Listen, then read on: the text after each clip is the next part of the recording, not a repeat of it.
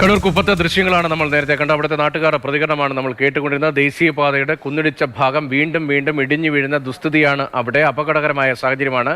കഴിഞ്ഞ 2 ദിവസം മഴ പെയ്തപ്പോൾ തന്നെ അവിടെ വീടുകളിൽ വെള്ളം കയറി ചെളി നിറഞ്ഞു എന്നാണ് നാട്ടുകാർ പറയുന്നത്. അതെ, ഇനി അങ്ങനെയാണെങ്കിൽ കാലവർഷം വരുമ്പോൾ മഴ കനക്കുമ്പോൾ എന്താവും അവിടുത്തെ സാഹചര്യം? അത് മാത്രമല്ല, നേരത്തെ നമ്മളോട് പ്രതികരിച്ച ഒരു സ്ത്രീ പറഞ്ഞ കാര്യമുണ്ട്. ഓരോ നിമിഷവും മണ്ണിടിച്ചിൽ ഇങ്ങനെ വന്നുകൊണ്ടിരിക്കുകയാണ്. നമുക്ക് ആ ദൃശ്യങ്ങളിൽ കാണാം, ഭീതിപ്പെടുത്തുന്ന ദൃശ്യങ്ങളാണ്.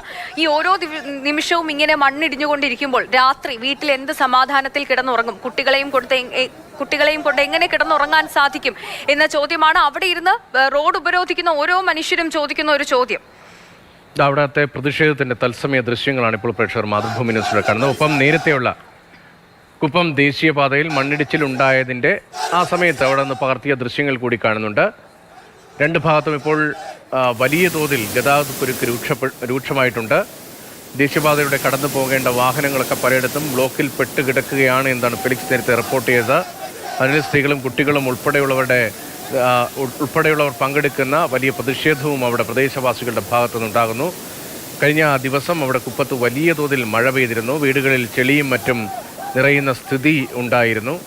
അതിന് പിന്നാലെയാണ് നാട്ടുകാരുടെ ഭാഗത്തുനിന്ന് വീണ്ടും പ്രതിഷേധമുണ്ടാകുന്നത്. നേരത്തെ ദേശീയപാത ഇടിക്കുന്നതുമായി ബന്ധപ്പെട്ട് കഴിഞ്ഞ വർഷങ്ങളിലുമൊക്കെ പ്രതിഷേധം ഉയർന്നു വന്ന സ്ഥലമാണ് കുപ്പം. അവിടെയാണ് വീണ്ടും സ്ഥിതി കൂടുതൽ മോശമായിരിക്കുന്നത്. കുപ്പം പുഴയിലേക്കും മറ്റും മണ്ണ് തള്ളുന്നത് അശാസ്ത്രീയമാണ് എന്ന് ചൂണ്ടിക്കാണിച്ചുകൊണ്ട് നാട്ടുകാർ രംഗത്ത് വന്നിരുന്നു. അശാസ്ത്രീയമായി മണ്ണ് തള്ളുന്നതിലൂടെ മഴക്കാലത്ത് വലിയ ചെളിവെള്ളക്കെട്ടുണ്ടാകാനുള്ള സാധ്യതയുണ്ട്, വെള്ളം ഉയരാനുള്ള സാധ്യതയുണ്ട്, വീടുകളിലും കടകളിലും ആരാധനാലയങ്ങളിലും ഉൾപ്പെടെ വെള്ളം കയറാനുള്ള സാധ്യതയുണ്ട് എന്നൊക്കെ ഇതിൻ്റെ നിർമ്മാണ ഘട്ടങ്ങളിൽ ആളുകൾ ചൂണ്ടിക്കാണിച്ചതാണ്. അതിന് പിന്നാലെയാണ് ഇപ്പോൾ ദേശീയപാത നിർമ്മാണം ഏറെക്കുറെ പൂർത്തീകരിക്കപ്പെടുന്നു എന്ന നിലയിലേക്ക് എത്തുമ്പോൾ ഈ അപകടകരമായ സ്ഥിതി മഴയ്ക്ക് തൊട്ടു മുൻപ് തന്നെ ഉണ്ടാകുന്നത്.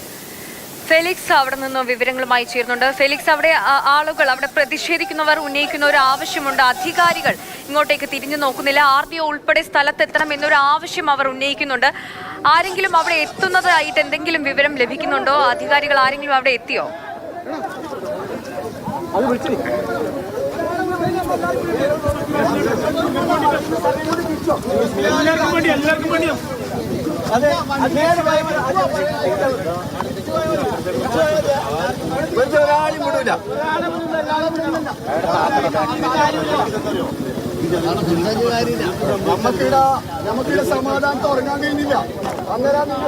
തർക്കമൊക്കെ രൂപപ്പെടുന്നുണ്ട്. അവിടെ നിന്നുള്ള തത്സമയ ദൃശ്യങ്ങളാണ് കാണുന്നത്. പ്രതികരണങ്ങൾ നമ്മൾ കേൾക്കുന്നുണ്ട്.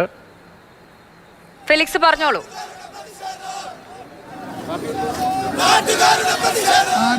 ഇപ്പോൾ വാഹന ഗതാഗതം പൂർണ്ണമായും നിഷേധിച്ചിട്ട്, അല്ലെങ്കിൽ വാഹന ഗതാഗതം പൂർണ്ണമായും തടസ്സപ്പെട്ടിട്ട് ഇപ്പോൾ ഏതാണ്ട് അരമണിക്കൂറോളം ആയി വരുന്നുണ്ട്.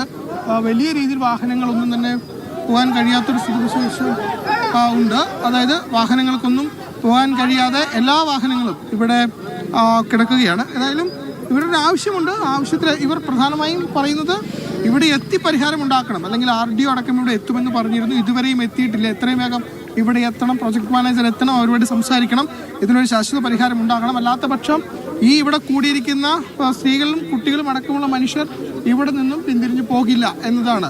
പോലീസൊക്കെ ഇവിടെ എത്തി സംസാരിക്കുന്നുണ്ട്. എത്രയും വേഗം കാരണം പരിയാരം മെഡിക്കൽ കോളേജൊക്കെ തൊട്ടടുത്തുണ്ട്. അപ്പോൾ അങ്ങോട്ടേക്കൊക്കെ പോകേണ്ട ആളുകളുണ്ടാകും ഒരുപക്ഷെ.